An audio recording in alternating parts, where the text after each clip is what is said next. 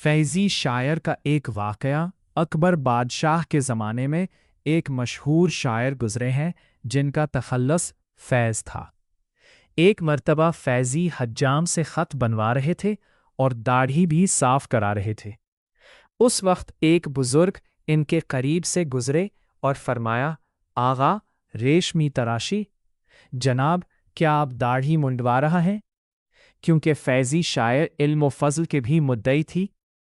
انہوں نے ہی قرآن کریم کی بغیر نقطوں کی تغیر لکھا تھا۔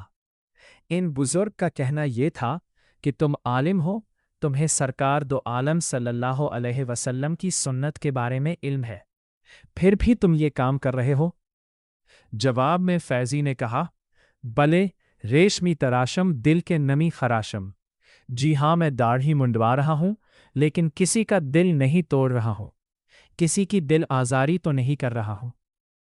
گویا کہ فیضی نے تانا دیتے ہوئے کہا کہ میں تو یہ ایک گناہ کر رہا تھا، لیکن تم نے مجھے یہ کہہ کر میرا دل توڑ دیا۔